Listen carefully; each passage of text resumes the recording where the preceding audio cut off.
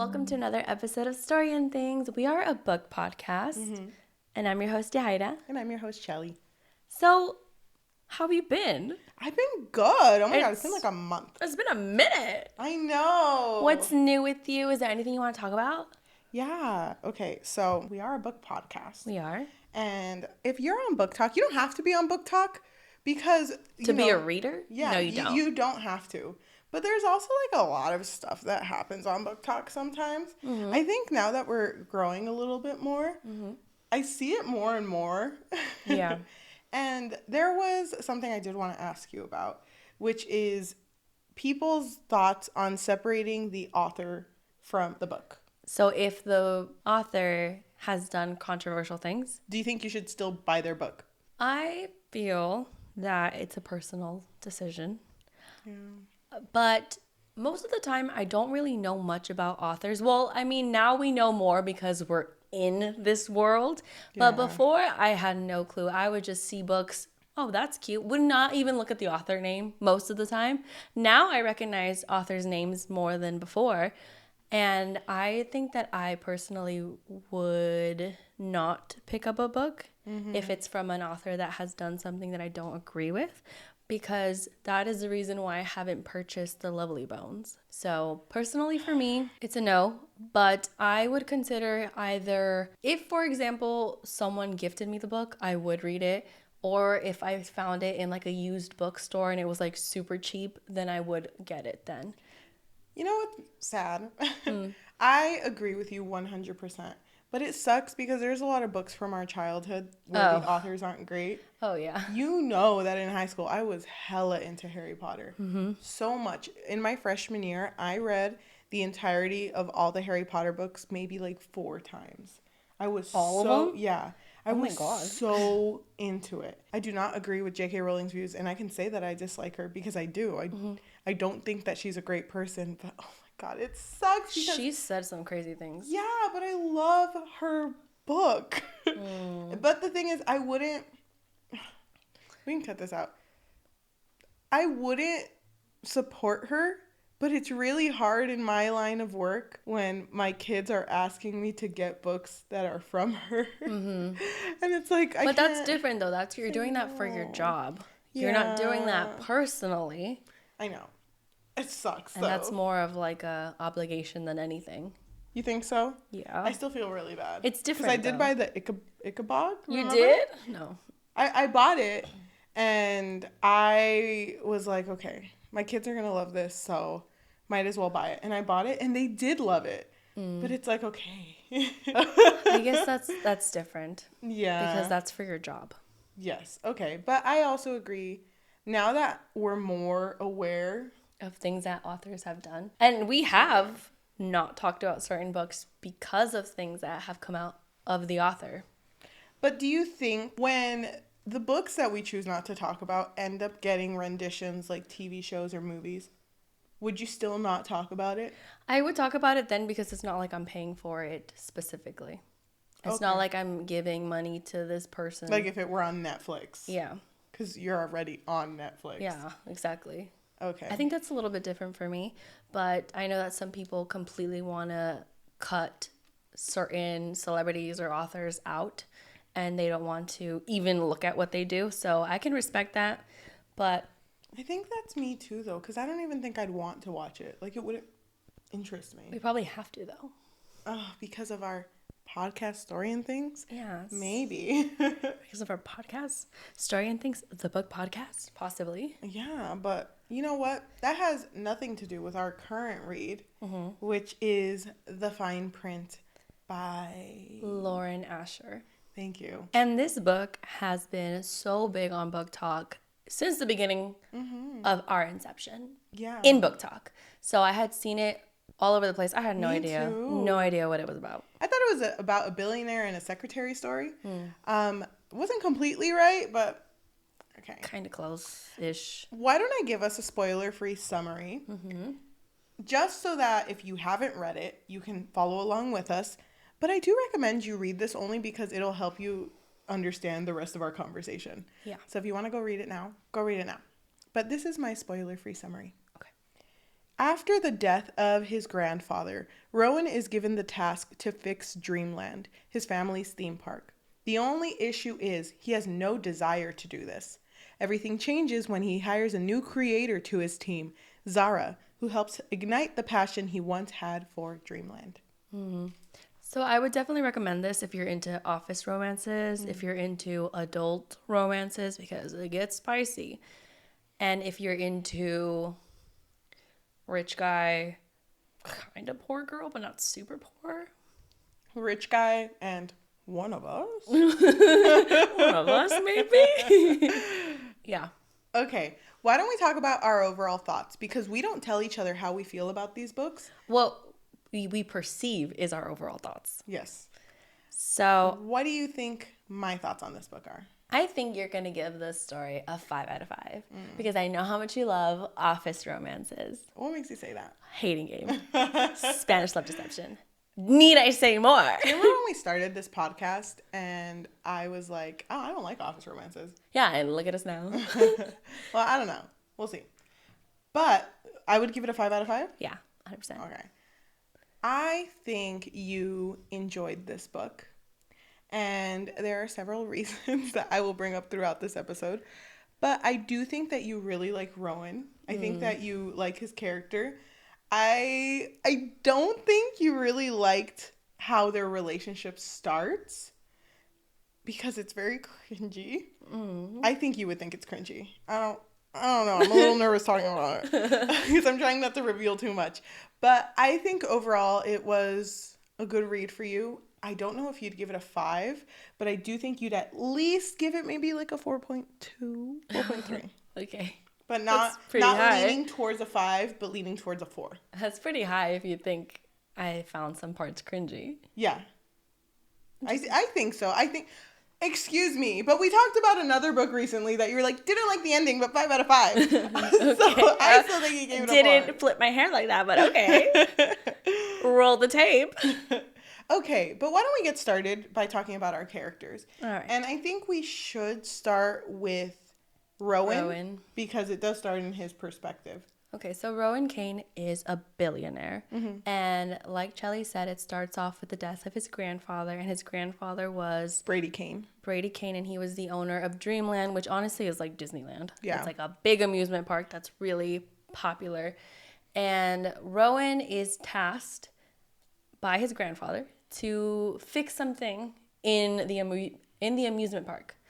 And if he fixes it and there's like a voting committee, if they think he does a good job, then he is given money. He's given like an inheritance, right? He's given his inheritance, but if he doesn't fix it and he chooses not to take this task, they're not going to give him his inheritance money. Yeah, so he's not going to be And he wants broke. to be a billionaire so freaking bad. Thank you. Mike Posner. Oh my God. Thank you. And it really sucks because remember, he has no passion for Dreamland at all. Not anymore. And it is kind of revealed in sprinkles that he used to. But he's a changed man. He is. And in this story, we can see that he does not trust many people. Anyone, actually. He really only trusts himself. And from this book, what I see, he does seem close to his brothers, but he's not around his brothers much. So it's really just him, and he's the baby. Yeah. You know? So it's so hard being the youngest child. It's literally not. It's so hard. I'm the youngest child, so I know. It's very hard. Yeah. But it really sucks, too, because out of all of his brothers, he was the most creative one, but he was shunned for being creative. Yeah, his dad pretty much made him feel like shit for being so creative. He made him feel like he was less than for it. And so it kind of destroyed his creativity and it stunted it. And so he stopped being creative for a really long time. Yeah. So how did you feel about his character? I really liked his character. I thought that he was presented in a very realistic way. And I was really interested to see what he would come up with to gain that inheritance. Yeah. And then from the start, he was like, I'm going to do this task and then I'm going to get out. Because he wanted to go to Chicago. And I believe Dreamland is in LA? Florida? Oh, it's in Florida. Because it's like Disney World, actually. Sorry, Yeah. not Disneyland, Disney World. Yeah, come on. And so I was just really interested to see what he would come up with. Yeah. I actually really liked his character, too. And can I just say, as soon as I started the book and I realized that, okay, he is just kind of like a spoiled billionaire. Mm-hmm. I was kind of about it. But I do like that they kept it true to him being a billionaire, because they always put him in situations where he was doing normal people things, and it's just like, I'm me. Look me up. Look me up and tell me I can't do that. And I kind of love that, because it was like just him trying to humble himself. Mm-hmm. So it was really nice to see. Yeah. And I think I did enjoy his character more than our other main character.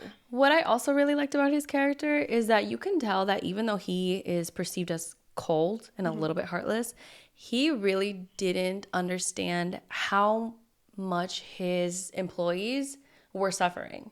And so when he realized how much they were suffering because of their low wages, he was like, oh, I need to do something about this. Yeah. So you can tell that he really cared. Yeah. Oh, why are you crying? I'm not crying. All of a sudden, I can see you tears in your eyes. Why don't we talk about Zara? Okay, go ahead and start about Zara. So Zara is our female protagonist and the love interest for Rowan. So Zara, she's so geeky and so bubbly, social. And it's funny because she kind of knows how to work the system at work. And I know we've all had these coworkers who they just get along with everyone. Yeah. And so when she's introduced in front of Rowan, she literally walks in late to a meeting, and a grumpy guy is like, you walked in late again? Don't you know how important this is? And he's like, come on, here, I made you bread. Yeah, apparently she's always late. Yeah, but it's really sweet that, everyone likes her. And I love that. And even though she is very sweet, she also stands up for herself a lot, only because she has been hurt in the past. And she always tries to stand up for herself, but there is a part of her that holds her back from doing what she really wants to do, which is create, until she gets drunk one night and accidentally sends in an application to become a creator, which she, accidentally becomes. And her application was so funny because she was drunk, and so she was completely berating a part of the amusement park that she had actually had helped create, but nobody knew, because she had this plan with Brady, because she kind of had a relationship with Brady Kane that no one knew about also. And she had created, what was it called? Nebula Planet? Yeah. Something planet. And it was like a part of the amusement park. And then her boyfriend at the time had actually stole that plan from her. Yep, Lance. And Lance Bass. And so he submitted the plan and everyone credited him. And so because of that, she kind of felt like dejected, and she was kind of like, oh, I can never do that again because, my great plan was already stolen from me. Yeah. And so it was her friend who actually encouraged her to try out for the creative team. And so she did it when she was drunk. Yes. Can I say, even though I said I do prefer Rowan over Zara, it is not by that much, because I fucking love Zara. Yeah. I love that even when they have relationship issues, when they are taking breaks from each other, I like that she doesn't immediately run back to him. I was hoping that she wouldn't. And I'm glad that she didn't become the I can fix you girl. Oh, yeah, she didn't. She didn't. I love that about her. She really did prioritize herself, because that's important too. A lot of romances, sometimes in books, don't really show it like that. It's just like, oh, we're in love. We fought, but I still love you. But it's like, okay, you have to understand that I do have to prioritize myself and my work. Yeah. And I fucking love that. Yeah. I loved it so much. I also really liked her too as a character. I also loved that, unlike other romances, not coming from other romances, but she wasn't just fixated on a guy. Like, she had her own family values, and she really loved her family, and she had a really good best friend too, and she had a good relationship with her coworkers. She was just a very personable person, and I really liked that about her character. Yeah, me too. So we both like her character. We both like her character, and we both like Rowan. This is weird. This is odd. We're agreeing for once in this podcast, and this is the last episode of the season. This is weird. Season 2 energy. Wow, just positive vibes in this sesh though. Sorry, I'm a little nervous right now. Well, I mean, we're not at the end yet. Okay, well, oh my gosh. So I do want to bring up, when Zara gets drunk and accidentally ends up being a creator. She does get interviewed by Rowan, but it's more just him giving her the contract. I'm not letting you leave until you become a creator. And she's she like, can't say no. He's like forcing it on her. Yeah, but I really like that she was just in this for the job at first. But you can tell he was so into her. And even though she was kind of attracted to him, it wasn't like she was going to pursue anything. Because she wouldn't have. She wouldn't have. If it weren't for the fact that during one of their presentation days, because as a creator, they have to present like new inventions for the amusement park. Yeah. Just things that could help the amusement park. So during one of her presentation days, she literally does her presentation and he's like, everyone follow what she did, but all of you suck. After her presentation, she thinks that she's going to get in trouble. Yeah, I already said that. And he just goes up and just starts making out with her. I know. I guess the presentation was just so fucking good. Wait, does that mean I did good? Wait, does this count as overtime? Am I getting a raise? Wait, I know you just promoted me, but... Is this double pay? Like, do I put this on my timesheet? Like, she doesn't know what's going on. And she kisses him back, though. She kisses him back, but as soon as, like, they both kind of realize what's going on, he leaves. He leaves her there, and she's just like, what the fuck? Yeah. And Rowan is so like, okay, she's gonna call HR on me. She's an enemy now. I gotta start paying her off so that she can shut up about it. So the next day he shows up and he's just like, okay. About that kiss though. Don't call HR, please. I see that you have HR's number on your desk. I might have left it there for you. But are you gonna call them? And it's like, no, I'm not gonna call them. Whatever happened. And because she feels like, oh, I kissed you back though. I kissed you hella back, so it's really not just your fault. Yeah, exactly. But her drawings, remember, are shitty. So he sees her working on a drawing, and it's like so bad. And he's just about to roast her ass. And he's like, you know what? I actually know an animator who can help you, and don't worry, I'll get you in contact with him. Yeah, so just give me your number so I can give it to him. And she doesn't believe him at first. She's like, are you really going to give it to him? Because I don't trust you. So this is the first part of their relationship. I just kissed my boss and that's weird. And that's kind of where she sees it at. But it's deeper for Rowan because after he gets her number, instead of actually calling someone to help her, which he 1000% could have done. Could have, because he doesn't know a lot of animators. He ends up going to Walmart. He gets himself an 108 pack of Crayola crayons. And a big stack of paper. Yeah, big white piece of paper.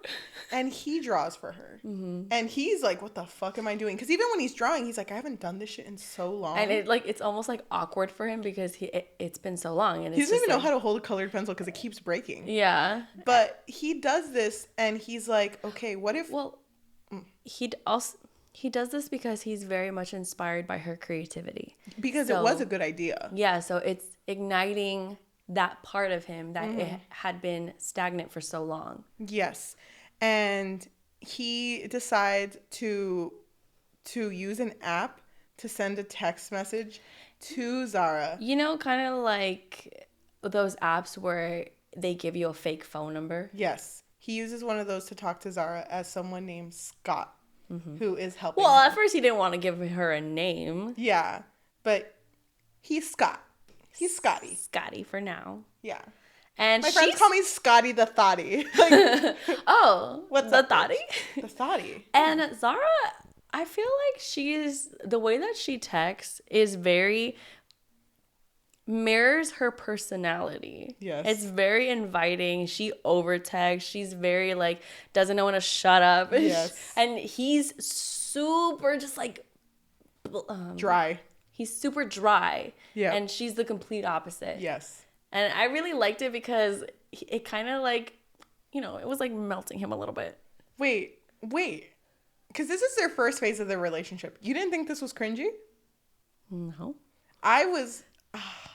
I don't know why, but I was just like, as soon as he fucks up and accidentally reveals it, I'm gonna cry because I can't with secondhand embarrassment. Oh, I see what you mean. That's what I felt. Okay. But at this point, were you down for them? Yes.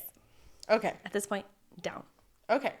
At this point, I was semi-down. I'm not there yet. Just to let you know. All right. I'm gonna be honest, I didn't really love the way that they met. Because she kind of like came into like a meeting and she was being really loud. Yeah. And obnoxious. And somebody else was like, you're always fucking late. You know what? I didn't like how they met either. Because even when they met, I was like, is this the love interest? Because. And I'll let you know too, I was not into the story at this point. Okay. Just to let you know. Okay, so this is the first phase of their relationship. While this is happening, Zara kind of becomes like, oh, Scott. But around page 50 is when I started to become a little bit down for this book. Okay. Only because I really like it when characters do things in front of their love interest that they do without thinking about, like subconsciously. Okay, so it's kind of like a knee-jerk reaction. Yes, so like he always just accidentally finds himself in her cubicle. He's like, how the fuck did I get here? But, you know, it's really cute because there's a moment after he starts texting her as Scott where he feels like he's getting close to her. But, you know, she has no idea that it's him. So she's just kind of like, oh, hello, Rowan. Yeah. Why the fuck are you here? Yeah. But he has a moment where he, like, is looking at her and he's like, wow, you have really pretty freckles. And they both kind of like, I mean, get to work, you know? And I just love moments like that in books where they just can't control. It just comes out. Yeah. After she texts Scott for a while, she's like getting into Scott, okay? A lot. But she's still kind of like down for Owen a little bit. She is because he's hot. And the kiss was hot. Yeah. So while that's happening, Rowan tries to get close to her as Rowan. So she starts doing this, or she puts up a flyer in the office, which is just like, oh, come do like a meet. It's like a club that she's starting for the Dreamland employees. But he sees the flyer and sees that it has her phone number on it. And he starts to get a little jealous. And he's like, there's no freaking way that anybody else is going to text her. So he starts taking down all of the phone numbers. Except for one. And then when she comes over, he's like, oh, what? I mean, I wasn't doing anything. And she's like, oh, looks like a lot of people are coming to my thing. Why are you standing next to it? And he's like, well, maybe I want to go, you know, just to check it out. So I'm going to take this last one that everything else was gone. I'm just going to take it. So then he leaves and he throws away all of the numbers except for one. I think he throws them all away. Yeah. He throws them all away. And he shows up to this event. Or was it an address, actually? It might have been an address. It might have been an address. But he shows up to this event and he ends up figuring out that it's an event for people to get close to her sister. Right? Or her sister's boyfriend, too, no? Yeah.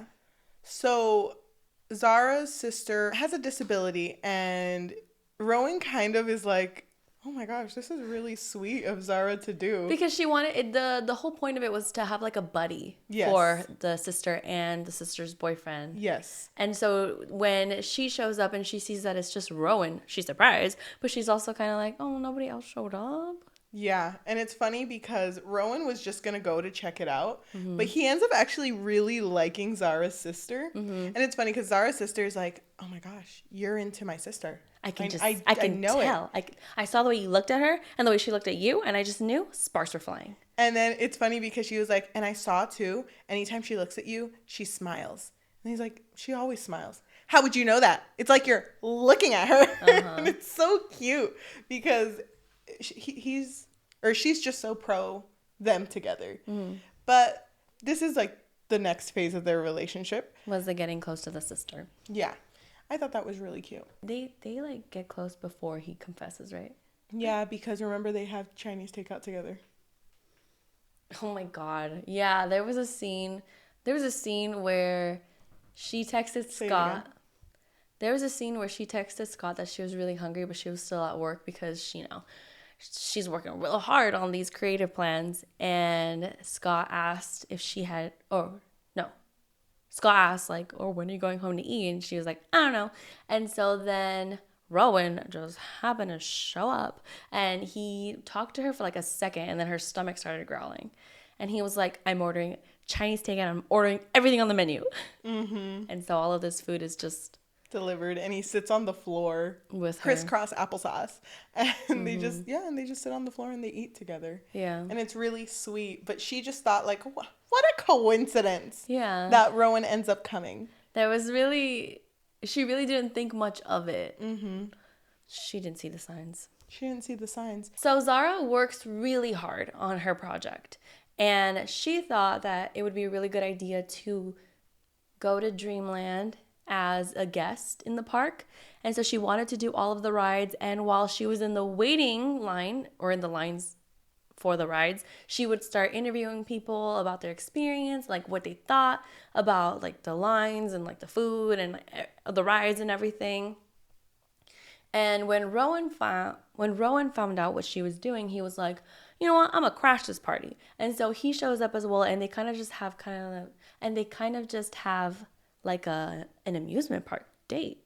And it's really sweet because you get to see him kind of humble down to like being able to enjoy normal people stuff. I know, because he was like, why don't we just get the fast pass? Why are we waiting in the line? And she was like, the point is to experience it as the guests do. And not everyone can afford a fast pass. I don't think that's what they called it, but an express pass. Yes. And so he starts to realize things that people complain about through her too. Like they didn't appreciate the prices of the express pass and, you know, just the line. And just the lines in general. At the very end of that, he does end up going up to her and is like, I want to take you on a date. And she's just like, what the fuck? Like, you can't just ask me that. You're my boss. And he's like, well, there's no rules to this, so I want to take you on a date. And he's very forward about it, but she ends up saying no. And I think it's around this time where he's like, I'm so jealous of me, Scott, who's close to Zara, and me, Rowan, not being close to Zara. Like, the way she looks at her phone when she's texting Scott, I want her to look at me like that. So he decides, in order for them to grow closer, he needs to reveal that he's Scott. And he does this by telling Zara, okay, you need to meet me at my office.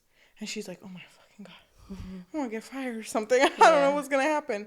So she ends up going to his office, and he's just like, I want you to know that what I'm about to tell you is because I really wanted to get to know you. So don't be. And I don't trust anyone. So I don't trust anyone. So here are all the text messages you have ever sent to Scott, aka me. How did you feel? I hated that part. Me too. I knew it was gonna hurt me. I knew it was gonna hurt me too, because I just felt before that, he's taking way too long and he's getting way too deep into it. Yes. And especially her, she's getting deep into this fake relationship that it's gonna hurt once it's revealed that he was lying to her this whole time. I love how she reacted though. Yeah. I love how she wasn't like, it's okay, that means you like me. She was just like, fuck you. Oh my gosh, manipulating my feelings. You could have just told me. Yeah. And she ends up just like walking out. Yeah.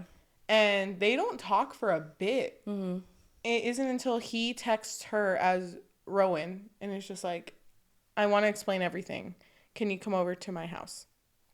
And she's just like, okay, but we are only explaining. And that's nothing it. else. Nothing else. Oh my gosh, she comes. But you already knew. I know. She comes in her same outfit, by the way. I just want to mention that because she's always dressed so pretty. But she comes in her same outfit, which was just the plain white dress. And he's over here wearing a white shirt and freaking gray sweatpants. And it's like, not the gray sweatpants. Not the gray sweatpants. Oh my God. And glasses, by the way. Oh, and he just looks super hot. Glasses. I know. That's a weakness. Hello, Clark Kent. I know. So they walk in and it's really cute because he's like, oh, I just want us to sit here and talk. And I ordered us Chinese takeout and I got the only one that you really liked eating when we ate together. So yes. And so they sit down and she's just like, okay, tell me what, how can you justify what you did? And he basically explains that he's always been used. And because of that, he's formed a lot of trust issues. There have been girls who have tried to get pregnant by like stabbing thumbtacks into the condoms just in order to tie him down so that they can be rich. And he's had scary situations where like he's been drugged at a bar. And he talks about it in such a like casual way. It's almost like factual.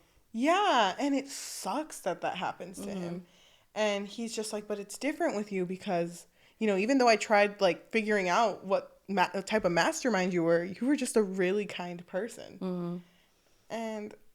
And remember, he is getting closer to her family too, so he yes. sees it in her family that they're actually good people. Yes. And so he knows for a fact, oh, I mistrusted her. Mm-hmm. And they get together at this point. Yeah, they hella get together. They have sex. Yeah. They have sex, and I don't remember much about any of the spice in this book. Didn't really stick to me. Did it stick to you? Really? Yeah. For me, it was like, oh my God. I don't remember. It was like 5 out of 5 for me. Really? The spice? Oh, yeah. It wasn't memorable spice. I would say that maybe like a 3 out of 5. Really? Yeah. But, well, yeah. Okay, I'm not going to say anything else. But they're together. They're together at this point. I was really down. Because they forgave each other. Mm-hmm. Okay. There's nothing else that can possibly go wrong, you know? But then it does go wrong. Because he never revealed to her that he's only at Dreamland because he's trying to get inheritance money. Yeah. It's not that he likes being there. Yeah. And remember, he does plan on moving back to Chicago, which would end up leaving her. Mm-hmm. So he does tell her, like, if we're going to date, I don't want to have any labels. Like, we're not serious. We're not boyfriend, girlfriend. We're just chilling. I don't like you, loser. Like, trying to, like, put her down. I don't like you. I don't like the way your freckles stand out. just because I bought you this whole menu on the Chinese takeout doesn't mean I like you or anything. I don't like you. I do that for everyone. I'm a billionaire. Okay, shut up. I'm sorry. I didn't mean to. Like, I'm sorry, babe. But he gets really, really into her, though. Mm-hmm. Even though there's no labels, he's like, He's treating her like if she were his girlfriend. Oh my God. Can I tell you a part that I really, really liked? Mm-hmm. They went out to eat. I don't remember in what situation. Oh my God. It was like a fancy place. But she made a comment like, I'm not going to eat that much because... And then she brings up, when I was in my past relationship, my boyfriend always called me fat. So, yeah. And then in her head, she's kind of like, why did I just tell him that? You know? Mm-hmm. And he's so sweet because he's like, you are so beautiful. Like, don't even. In front of me? Your biggest fan? No labels, though. But, oh, my God. Wait, how did you feel when they were, like, getting into, like, a serious relationship? They do eat at a fancy restaurant, and they end up crashing into her ex, which, remember, stole the plans to when she was working on Nebula Land. And she had told Rowan everything at this point about that ex. And so when Lance saw them, he didn't even think they were together. He was kind of just like, oh, are you having a meeting or something? Yeah. And so Rowan acted like a jealous boyfriend, or a possessive boyfriend, I should say. And he was like, oh, actually, you're being promoted. You're going to actually work in China. Yeah. So congratulations. Go back to your fucking girlfriend. And leave. Yeah. Thank you. I never want to see you again. And by the way, she's beautiful. Zara's beautiful. Okay? So fuck you. Like, no, but he's like, okay, you're off. You're going to Shanghai, China. I was surprised he promoted him and didn't just straight up fire him. Yeah, but it puts him in the field of you're either going to go or you're going to quit. Yeah. You can't stay, though. Mm-hmm. How did you feel about that? I was surprised. It kind of... There were parts of the story, I'm so sorry, because I don't want to say this, but I'm going to say it, that felt very fan fiction-like. And this was one of those parts. Really? Yeah. I didn't get that vibe. I got that vibe because I was just like, that's very extreme. You can't just do that. I feel like it would have been more dramatic, though, if it was in a fan fiction. You think so? It felt very dramatic to me. But yeah, I was honestly really excited about this moment because I wanted him to say something to Lance. Like, I wanted Lance to know that's his girl now. Yep. Oh my God. It was a little weird for me, but I'm down. If Lance is out of the picture, that's all that matters. Fine. But it all ends up going to shit because Rowan, by the way, wait, hold on. Preface. Rowan didn't only lose his grandfather, but like a few years before he had lost his mom. He never truly healed from that.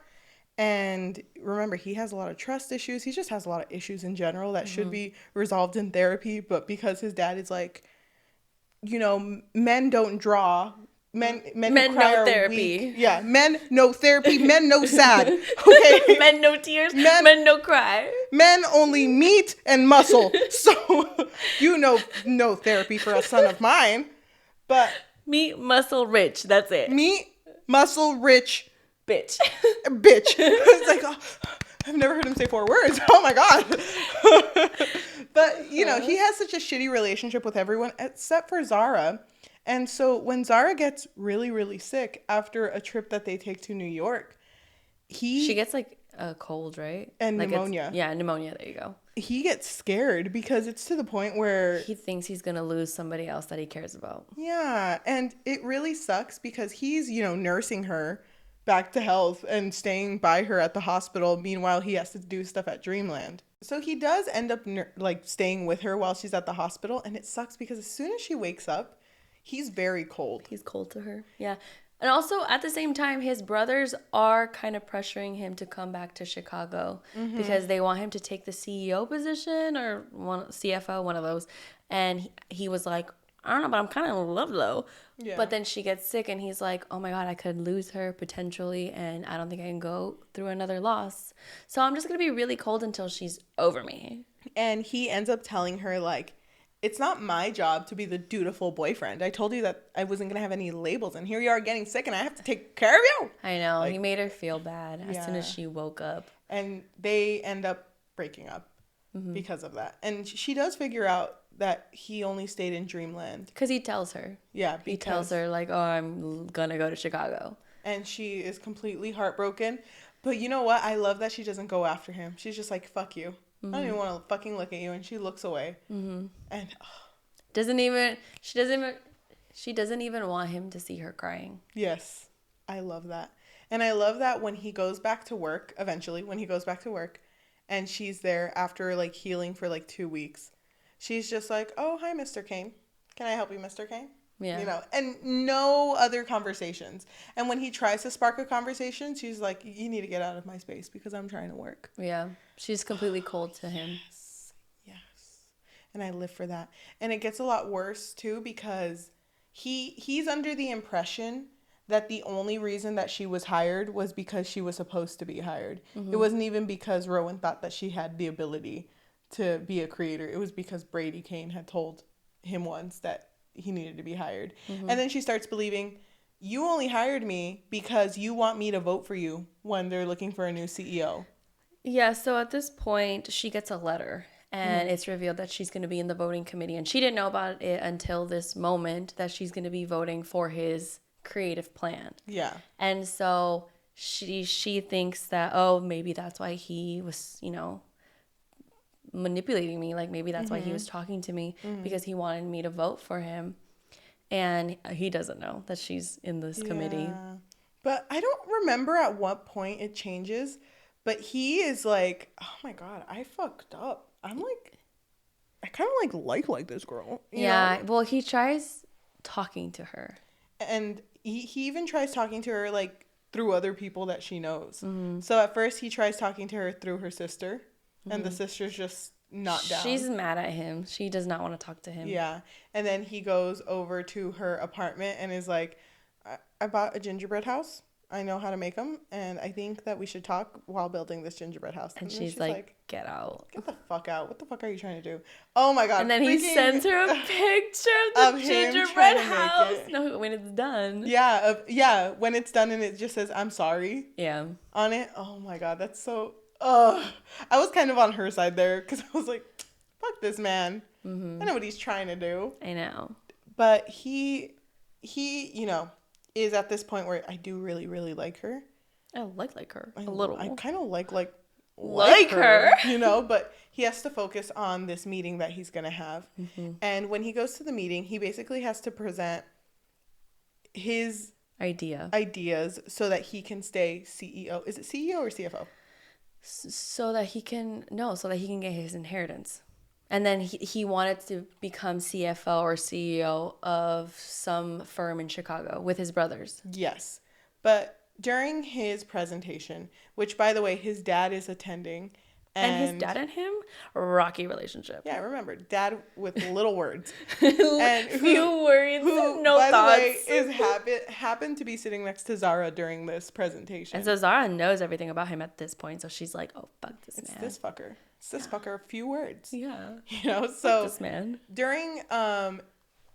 During Rowan's presentation, he basically presents like, we're not treating our employees right, and we need to start treating them right. And he started showing pictures of certain employees that have been through a lot of hardship because of medical or family emergencies, and they're unable to afford healthcare because they don't provide it really that much at Dreamland. And he even ends up showing a picture of Zara's sister, and it's just like, look at her, and just like know that she's such a dedicated worker. You know, we have to have more representation at this job, and the people we hire are important. They're family. And Zara is crying at this point, right? Yeah, she is. And it's funny. She's getting really emotional because it shows that he's been paying attention to her when she was doing like those like interviews and even with her own family. And then she also realizes that someone that she works closely to is like battling cancer, or their spouse is battling cancer, one or the other. And so it's like, oh my God, I had no idea. So.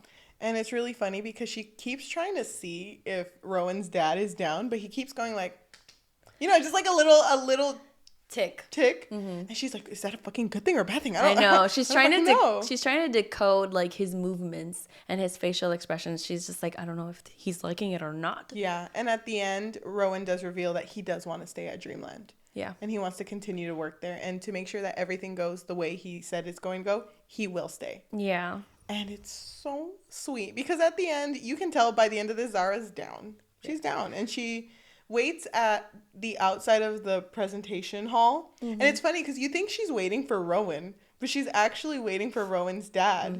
And Rowan's dad comes out. And she's just like, you know what? Hello, my name is Zara. I'm a creator. Fuck you. Fuck bitch. you. Oh my God, a horrible dad award. Ass bitch. Why you take me off the motherfucking schedule? She just like goes off on him. She's like, I already put my 2 weeks in, bitch. I know. You see, I don't know. It's like, you see this picture of you? Bitch, like rips it in front of him. You're such a fucking bitch. Weak ass father, bitch. Fuck you. And he's just like, she completely like roasts him. Yeah, and he just stands there like, what the fuck? I don't even know you, bitch. Yeah, and she leaves like, hell yeah. Weight off her shoulders. She's out the door, but one more fuck you. Like, leave. And she's telling everyone, fuck that man. Fuck that man. You see that man? His name is fucking, you know, I don't even know what the fuck his name is. Something irrelevant. Yeah, irrelevant ass man. It's like, that's our boss. I know who the fuck he is. So she. Still irrelevant. Yeah. So she goes to Rowan's. It takes a while, but she does end up going to Rowan's, right? Or does he text her? I don't remember. Who cares? It doesn't matter. It doesn't matter. But at the end, I think Rowan does text her and he's like, "Can I meet you? Can we talk? Maybe?" And she's like, "Yeah, maybe. Yeah, I think we can meet." And they do end up together. Oh my God! Spoiler alert. They end up together. A little bit. Were you happy with how everything was resolved? Yeah, I was. I was too. I thought it was a very like sweet like arc, like a story arc. It ended really sweet. And there is an epilogue of them just opening a new part of Dreamland, and she does reveal during this opening that she is also pregnant. And they've been married for about like 3 years. A year? 3 years. 3 years. That's what I meant. Watch me be wrong. But I think what I'm thinking of is that they got married a year into the relationship, right? Yes, they did. But we've reached the end of this story and the end of their relationship. Oh my gosh, I'm sorry. I hope the way that we talk about this makes sense, by the way. Yeah, because we've definitely switched it up a little bit comparing it to like the previous episodes. But I do like that we go through like the relationships arc. Yeah. You know, it kind of talks about the entire story. And something that we didn't mention, though, is that Rowan really wanted this inheritance mostly because if he didn't get the inheritance, it would go to his father. Yes. And fuck that man. Fuck him. Yeah. I mean, we heard it from Zara. Fuck that guy. Exactly. Man, so. a few words ass bitch. But yeah. I don't know if you had any dislikes, but for me, generally, it's not a huge dislike, but I really don't like the trope where in romance where they always break up 70% in. It's like weird. It's just like, why does it always happen 70% into the story? Can I say something that will only make sense to you? And what? What do I like that has that? What? What do I like that has that trope? Where Office they're dating. romances, obviously. Where they're dating and they love each other, but 70% in, something is revealed where they have to break up. What do you like? Think about it. Are you telling me like a certain movie, or are you telling me like a trope? Trope. And it is a certain show that I'll give you another hint that both your mom and I really like. Yeah, I had a feeling. I was going to bring it up in the beginning of this episode because Cheli is really into this telenovela soap opera that's called La Fea Más Bella, which is Ugly Betty, but the, Spanish version. Spanish version. The second version of it, yeah. Yeah, I mean, there's so many fucking renditions. So honestly, what rendition is this? 75, probably. Yes. It hit me near the end that it was following the same beats as that novela. And I was so excited when I figured that out. Because I fucking love that. I love that. I love that trope because I like... The 70% breakup trope?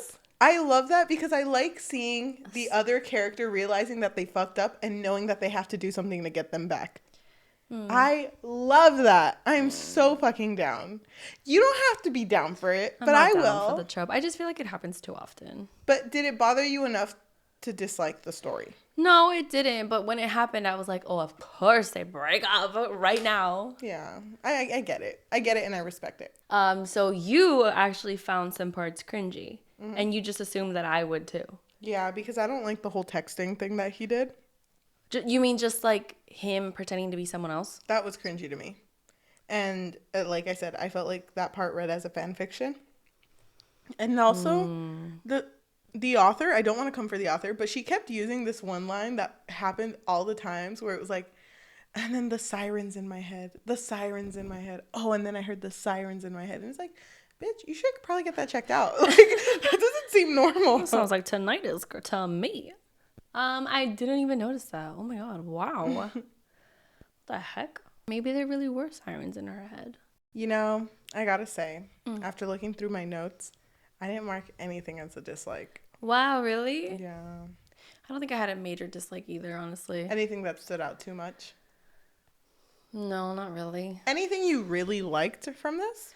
I just really liked the progression of their relationship. I thought it was really cute. And I really loved how he got close to her sister. Me Because too. it was a genuine relationship between them. It was a friendship. Yeah. And I love that friendship so much. Yeah, it was really, really cute. Oh, gosh. Okay. So, overall thoughts. You go first. Me? Yeah.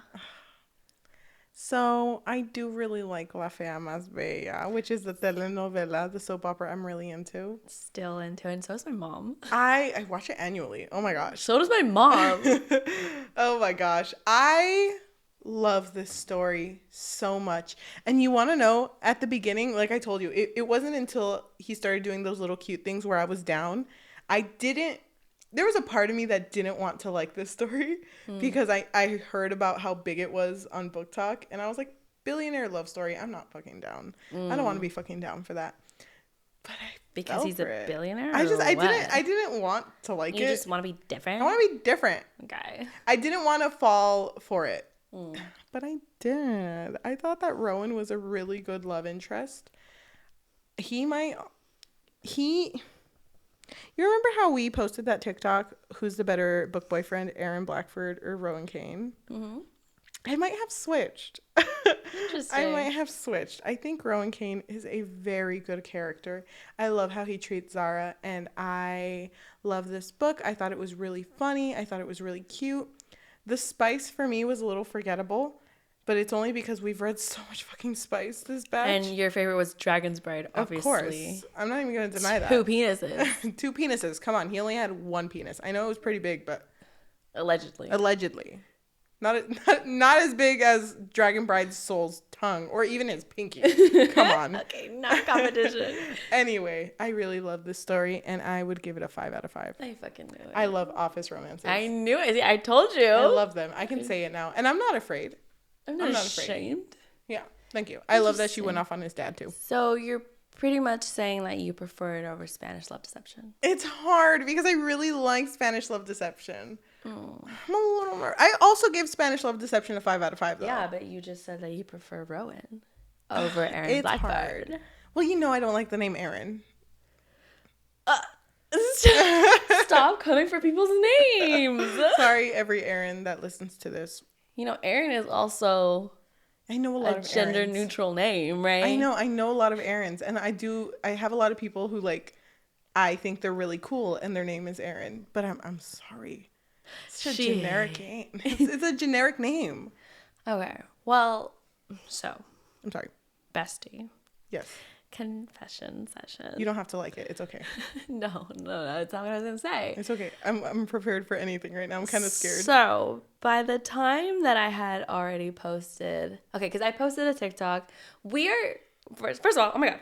First of all, we are doing an award show for the books and stories that we've talked about, discussed. Yes. And so I posted a TikTok where I asked, who is the better book boyfriend? And I only added Aaron Blackford and Rowan Kane. Yes. Because they're both very popular. Okay.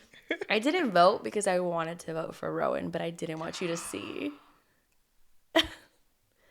Oh my god. I'm sorry. You're coming for me? I'm just verifying. That's all I am. I'm just verifying that you actually. Do we feel the same way? I don't know.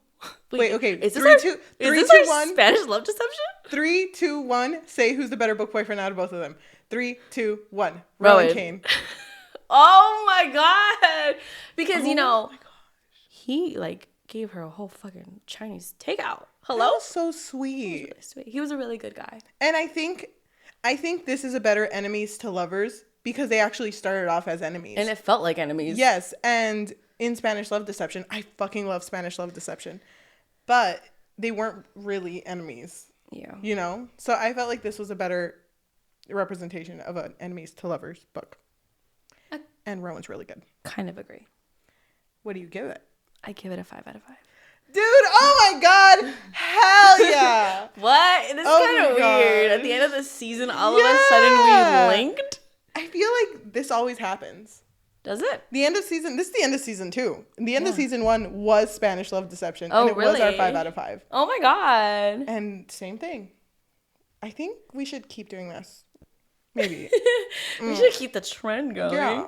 Oh my god. So whenever we like compile our list for the next season, we should be like, maybe not that one. Maybe terms and conditions? Maybe. You know, you want to know something? I really did like this book. Love this book. I don't know if I want to read the other ones. Really? I don't think I do. I kind of do because I've heard people say the second one's better. That's what I heard too, but I'm like, I just want to keep it like this in my little bubble. I'll wait till it gets like a TV show or something. I'll probably watch it. Yeah. Oh my gosh, I'm sorry, Spanish Love Deception. But wait, what if we should do it for the podcast? I'm down for the podcast if you guys want us to talk about it. Yeah. But like for my personal reads, I don't think it's gonna be like up on my TBR. It's gonna be on it. Yeah. But not somewhere. But not like all the way up there. And then again, your TBR is like 500. Yeah, so is yours. 20. So don't cover me. No, mine's like 1,002. But I think we reached the end of the episode. Oh my gosh. Thank you everyone for watching and listening. If you are listening to us in any podcast form, whether it be Spotify, Apple Podcasts, Amazon Music, or anywhere you get your podcast from, thank you so much. If you can leave a review and a rating of 5 out of 5. That would be so nice. That is so nice of you. We'd really appreciate it a lot. Yeah, and if you can tell your friends, families, loved ones, hated ones, enemies, to lovers, if you can tell them about us, that would be amazing because the best way to get exposure is through word of mouth. For those of you watching on YouTube, thank you so much. If you can like, comment, and subscribe, tell us what you thought about this book. Were you kind of in the same boat as me where you didn't want to like it, but you ended up loving it? Come on, let me know. And also, if any of you are into La Fea Más Bella, link up with me. Please. Someone needs to talk to her about it. Besides my mom. Yes. Thank you. If you can hit that notification bell, it really helps with analytics. That would be amazing. So we are at the end of our episode. Mm-hmm. And at the end of our episodes, we always roll a dice. If it lands on an even number, we are going to read a positive review about this book on Goodreads. If it lands on if it lands on an odd number, we are going to read a negative review on Goodreads. We are not going to say anything about this review. We're just going to read it and leave it in the air. So your number this week, I'm nervous, is a 10. Even. Whoa. I'm sorry. Is it weighted? We've been doing a lot. Honestly, most of the ones that we've been doing have That's been... another even. There's no negativity. It's funny. It lands on like an odd and then 10. Go ahead. Even number, positive review. All right. So this review comes from Madison. They gave it a 5 out of 5. And they wrote, I regret not reading this book sooner because what kind of crack did she put into this?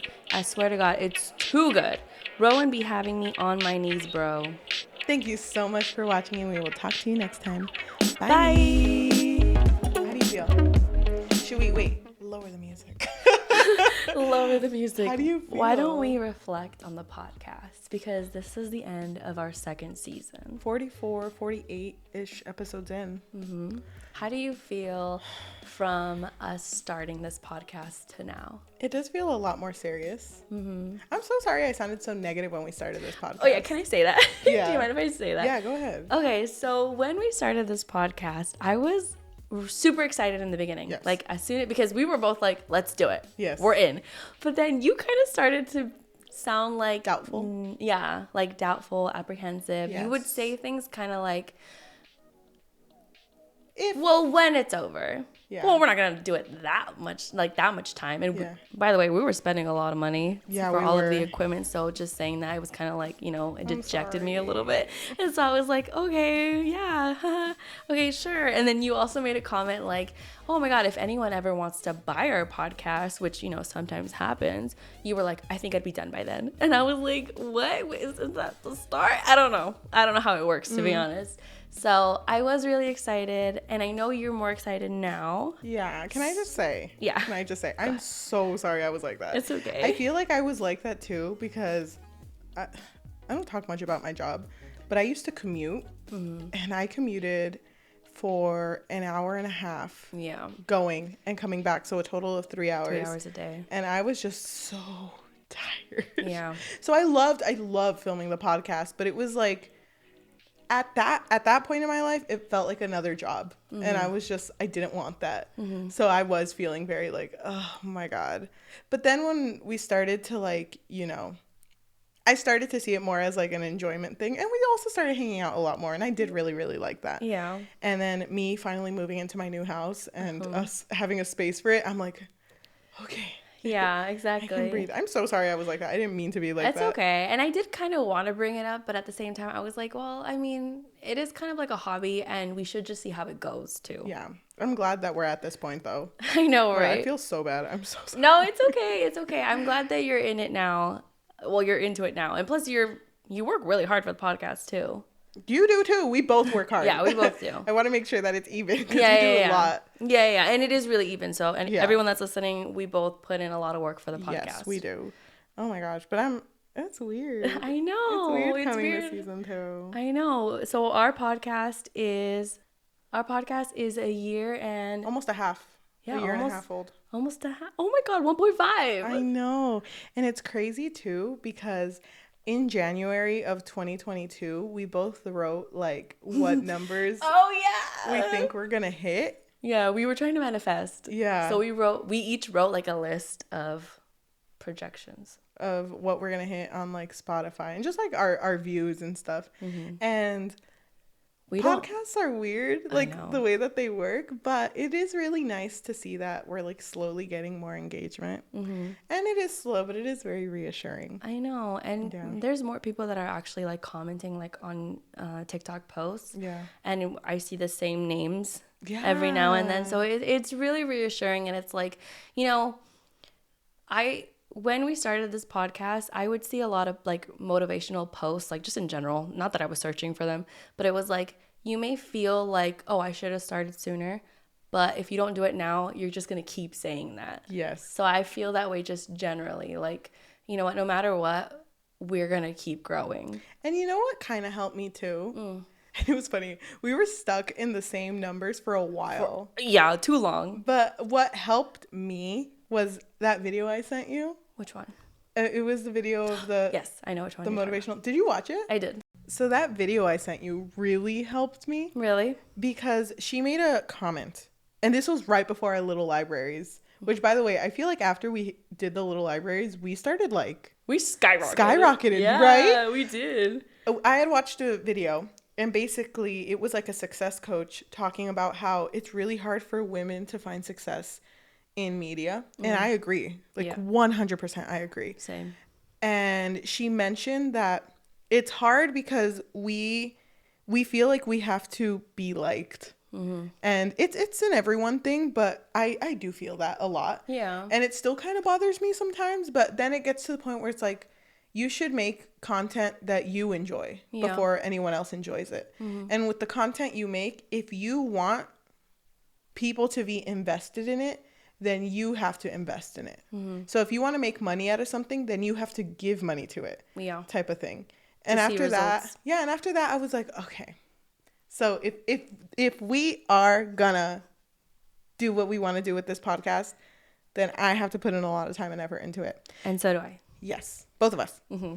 So it's really nice. It's really nice. And also, we didn't finish the thought, but we made projections and we haven't like shared them. We're waiting until the end of the year. And we're not going to say anything about it. No, we're not going to say anything. My gosh. But yeah. Can I tell you though? My cat did throw up on that paper, so I did have to write it on a note. Oh, really? Yeah, I'm sorry. I just wanted to say that. Was that like a premonition? No, that was just psychic? Jeffrey. Just your cat being rude. But I am excited for season 3. I am too. It's gonna be fun. I'm so excited for the Eddies. Oh, yes, the Eddies. It's going to be so good. Join us for the Eddies. It's our book awards 2022. Because if movies, celebrities, and bands get awards, then why can't books? Exactly. Join us for the Eddies 2022, presented by Story and Things. A book podcast. But I think... Hold on. I think I hear it. I hear the music. Don't you hear the music? Oh, it's back. Oh my God. I think we've reached the end of the episode. Thank you so much for joining us for season 2. And we will see you in season 3. Bye. Bye. Oh, we didn't say. What? Join us for the next chapter.